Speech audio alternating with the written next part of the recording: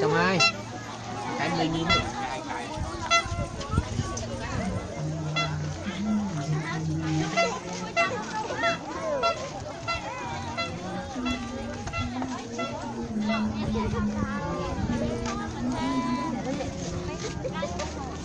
Có đúng ạ? Con chú tí này.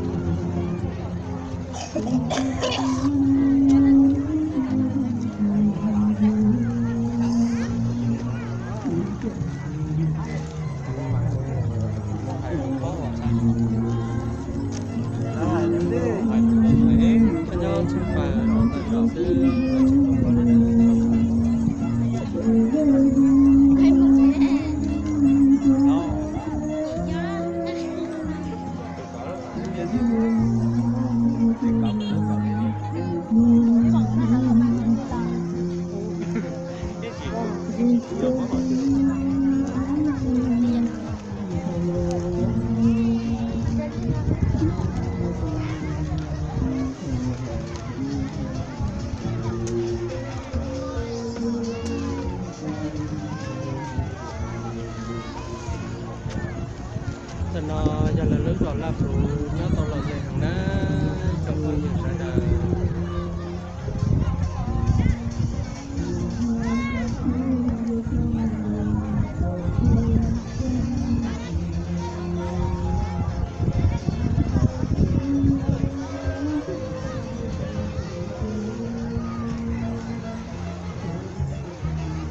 nó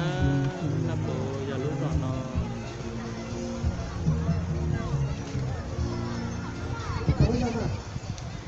Giáo viên dạy cho mình đó,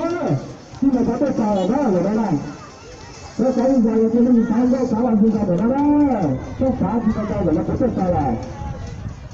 tay cờ là mấy cái chú mà chúng ta là một chúng ta thiên phú của nó ở cái tay cờ của tao chúng ta có là cái đó,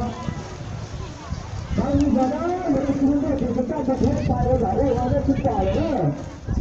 bây giờ đây nếu mà chúng ta không sẽ chấp nhận không là mình nhất là làm tốt quá rồi đó.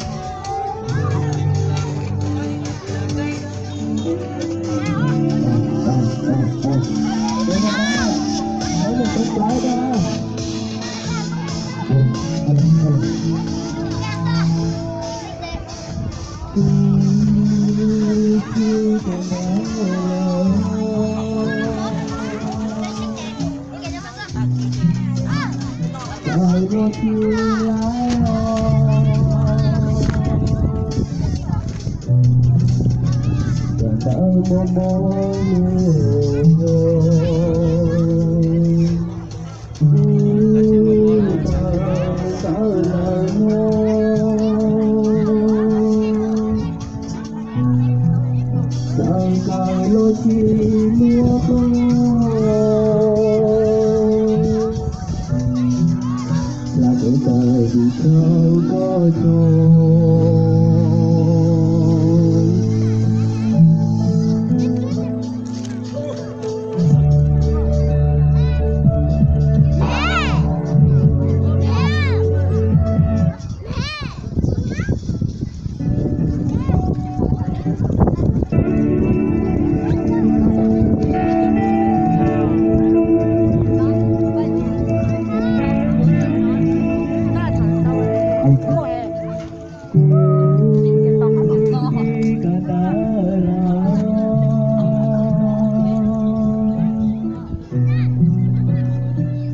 nói giờ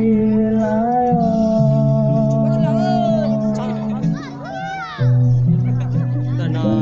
chốt kể là trong đi chơi liền xin nè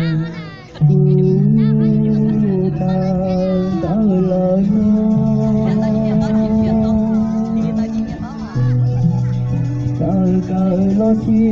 mua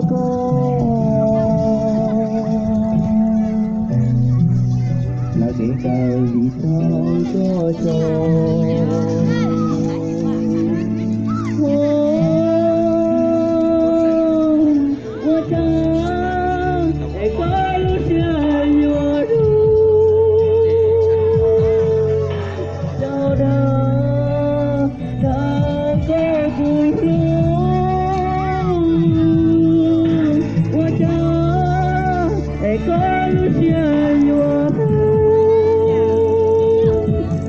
cho cu chê lời cu vô lý cha ta muốn gì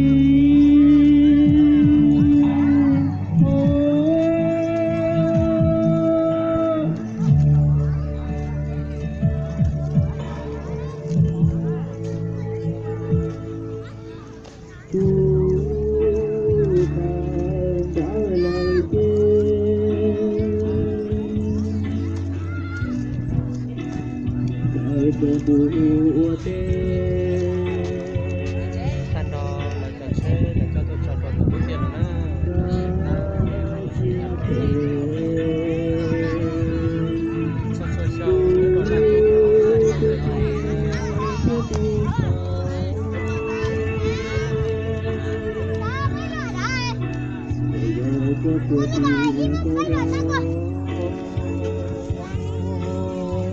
nó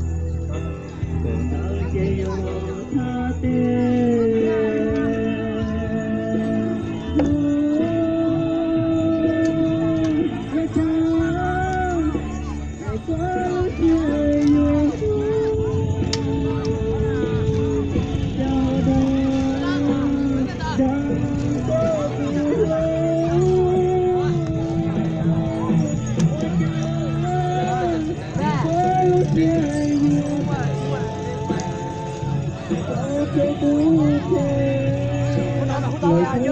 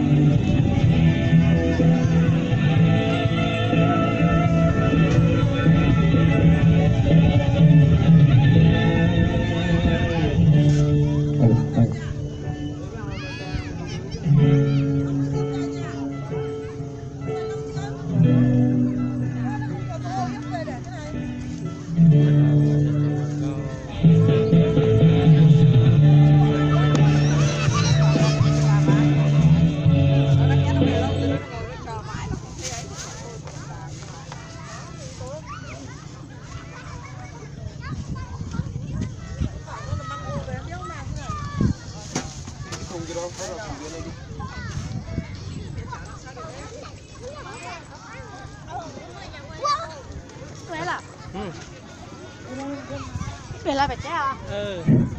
Bây giờ có cái kia như nào ấy.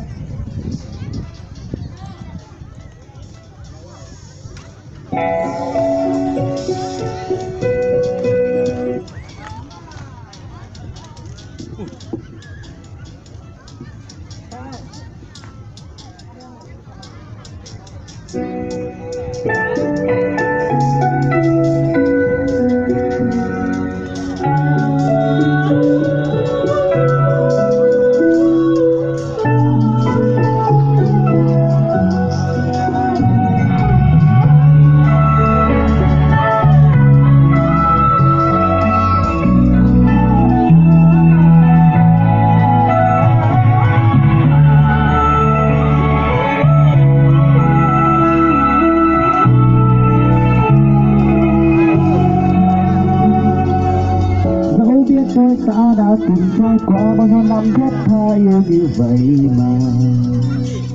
bây giờ lại xa lạ. Con đường tình giờ anh một mình đánh làm thinh, nhìn em bước về ta cầm tay vui đùa cùng với ai. Anh bắt tôi mỗi ta đã chết ra sao đến hôm nay lùng ta đã không còn được bên cạnh người tình mỗi anh chắc em thêm là đầu đời ta cùng nhớ nhau tại vậy thế thôi anh mình này nữa rồi anh chúc em luôn